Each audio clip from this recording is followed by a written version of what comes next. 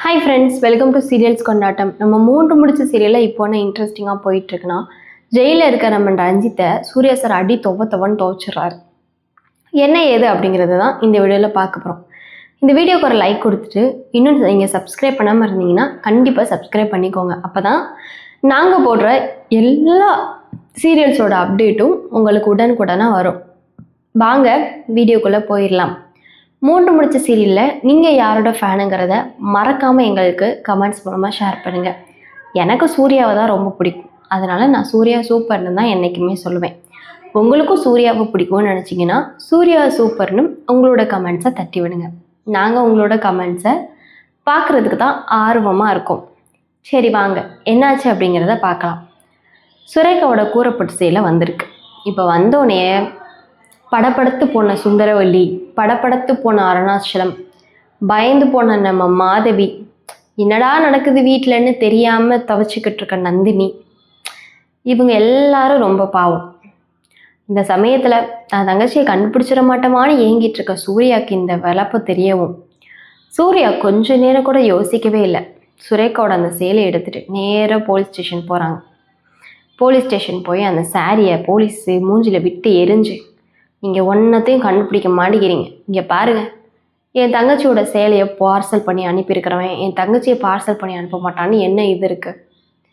கூடிய சீக்கிரம் கண்டுபிடிக்கணும். டைம் போக போக, நேரம் போக போக என்ன வேணால் நடக்கலாம். ஸோ தயவு செஞ்சு புரிஞ்சுக்கோங்க. தயவு செஞ்சு என்னென்னு இந்த சீரீஸ் எடுத்து பாருங்கள். இது எல்லாத்துக்கும் காரணம் எனக்கு தெரிஞ்சு இந்தா இருக்கானே ரஞ்சித், இவன் தான் அப்படின்னு ஜெயிலுக்குள்ளே இருக்கிற ரஞ்சித்தை சட்டையை பிடிக்கிறாங்க சூர்யா. ரஞ்சித் சொல்லுடா, சுரேகாவை எங்கடா வச்சுருக்க? என்னடா பண்ண சுரேகாவை? நீ வாட்டுல சேலையை அமுச்சு விட்ருக்க. சூர்யா, என்ன என்கிட்ட வந்து கேட்டுட்ருக்க? உன் தங்கச்சி எங்கே போனாலோ எவன்கிட்ட போனாலோ யாருக்குடா தெரியும்? டேமிட், என் தங்கச்சியை பற்றி இதுக்கிட்ட தப்பாக பேசுகிற? உன்ன மாதிரி ஒரு பொறுக்கி நினச்சடா என் தங்கச்சி? நீ தாண்டா எல்லா பொண்ணுங்களையும் தப்பாக யூஸ் பண்ண ஒரு பொம்பளை பொறுக்கி. ஐயோக்கே பயலே, என் தங்கச்சியை பற்றி பேசுகிறியா? என் தங்கச்சி நீ ஒரு யோகியன்னு உன்னை எவ்வளோ நம்பினா? நந்தினி எவ்வளோ சொல்லி நந்தினியை தாண்டா என் தங்கச்சி அசிங்கப்படுத்தினா. ஆனால் அப்படி நம்பினா என் தங்கச்சியை எப்படி அவனுக்கு கடத்தணும்னு மனசு வந்துச்சு? சொல்டா டே ரஞ்சித், எனக்கு நல்லா தெரியும் நீ ஆள் வச்சுருக்க ஒருத்தவன். அவன் என்னை ஃபாலோ பண்ணிட்டு வந்தான். அவனை நான் பிடிக்கிறக்குள்ளே டேமிட் அவன் ஓடி போயிட்டான். அவன் கண்டிப்பாக உன் ஆளாக தான் இருக்கணும். உன் ஃப்ரெண்டாடா அவன். என்ன வேக பார்க்குறியா? என்னைய நந்தினி குடும்பத்தை தூக்கணும்னு முயற்சி பண்ணுறியா? அது நடக்காது. நான் இருக்கிற வரைக்கும் நீ நந்தினியவும் நந்தினி குடும்பத்தையும் தூக்கணும்னா என்னை தாண்டி தான் நீ தூக்கணும். இந்த அஜித் படத்தில் அஜித் சொல்லுவாங்களே, இது என் குடும்பம், என்னை தாண்டி தொடரா பார்க்கலாம், அந்த மாதிரி ஒரு டைலாக் தான். சூர்யா வந்து ரஞ்சித்தோட சட்டையை பிடிச்சி சொல்கிறாங்க. உடனே ரஞ்சித்து, சூர்யா உனக்கு அவ்வளோதான், உன் தங்கச்சியை காணோன்னா வேற எங்கேயாச்சும் பாரு, என்கிட்ட வந்து கேட்டுட்ருக்க, எனக்கெல்லாம் எதுவும் தெரியாது. ரஞ்சித், உனக்கு தெரியாமல் இருக்காது, நீ தாண்டா பண்ணியிருப்ப, ஒழுங்கா என் தங்கச்சியை கண்டுபிடிச்சி கொடு அப்படின்னு. சார் இப்போ தான் சார் பண்ணியிருப்பான், இப்போ நீ எப்படியாச்சும் அடிச்சாச்சும் உண்மையை கேளுங்க சார். சார் அப்படிலாம் பண்ண முடியாது சார். இப்போ ரஞ்சித்தை நாங்கள் கோர்ட்டில் ப்ரொடியூஸ் பண்ணி ரஞ்சித் ப்ராப்பராக ஜெயிலில் இருக்காங்க. 90 நாளுக்கு அப்புறம் தான் எதாக இருந்தாலும் பார்க்க முடியும். அது வரைக்கும் ரிமாண்டும் கிடையாது, பெயிலும் கிடையாது, எதுவும் கிடையாது. அவங்கள நாங்கள் டச் கூட பண்ணக்கூடாது சார். இது கோர்ட்டோட ரூல்ஸு. அதை விட்டுட்டு அவனை அடிக்கணும், இது பண்ணணும், நீங்கள் எப்படி பண்ணாலும் நாங்கள் உங்கள் மேலேயும் கேஸ் போட்டு உள்ளே போடுறதா இருக்கும். தயவு செஞ்சு போலீஸ் ஸ்டேஷனுக்கு மரியாதை கொடுத்து நடந்துக்கோங்க. உங்கள் தங்கச்சியை காணோன்னு நாங்கள் தேடிக்கிட்டு தான் இருக்கோம். நாங்கள் ஒன்றும் சும்மா இல்லை. இப்போ இப்படி ஒரு கேஸ் வந்திருக்கிறது எங்களுக்கு ஒரு எவிடன்ஸ் தான். கூடிய சீக்கிரம் கண்டுபிடிக்கலாம். கொஞ்சம் நீங்கள் பொறுமையாக இருங்க சார். அப்போ தான் எங்களுக்கு நீங்கள் கோஆப்ரேட் பண்ணால் தான் எங்களால் கண்டுபிடிக்க முடியும் அப்படி. சார் ஓகே சார், ஓவராலாக ஓகே, நான் உங்களுக்கு கோஆப்ரேட் பண்ணுறேன். கண்டுபிடிச்சே ஆகணும் என் தங்கச்சியை. ஐம் டேம் ஷுர் சார், கண்டுபிடிச்சே ஆகணும். இதுக்கு மேலே என் தங்கச்சியை கண்டுபிடிக்காமல் இருக்கவே கூடாது சார். சார் இந்த சேலையை வச்சு கண்டுபிடிங்க சார். இந்த போஸ்ட்டோட கவர் பாருங்கள் சார், 2 அட்ரஸ் இருக்குது சார், ஃப்ரம் அட்ரஸ் இல்லை. அப்போ இதிலே ஏதோ ஒன்று சம்திங் இஷ்யூன்னு தெரிய வேணாமா சார்? ஃப்ரம் அட்ரஸ் ஏன் சார் கொடுக்கல? இது முதல்ல எங்கேருந்து வந்துச்சு? யார் கொண்டு வந்தாங்க சார்? இது எல்லாத்தையும் வேறாக நம்ம கண்டுபிடிக்கணும். இது எங்கேருந்து ஆரம்பிச்சிச்சுங்கிறத நம்ம கண்டுபிடிக்கிறதுக்கே நம்மளுக்கு 2 days ஆகும் சார்.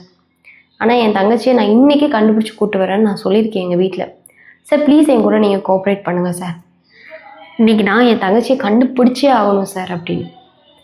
சார் அப்படிலாம் டக்குன்னுலாம் பண்ண முடியாது சார். இது நாங்கள் ஒன்றும் உங்கள் சொந்தக்காரவங்க இல்லை. இது போலீஸ் ஸ்டேஷன். உங்களை மாதிரி 1008 கேஸை நாங்கள் கவனிக்க வேண்டியது இருக்குது. உங்கள் கேஸையே மட்டும் பிடிச்சி தொங்கிட்டு இருக்க முடியாது அப்படின்னு சொல்ல உடனே சூர்யா போலீஸ் சட்டையை பிடிச்சிட்டாங்க. இது எவ்வளோ முக்கியமான கேஸு, என்ன அசால்ட்டாக கொஞ்சம் கூட ஒரு பொறுப்பு இல்லாமல் பேசிட்டு இருக்கீங்க அப்படின்னு.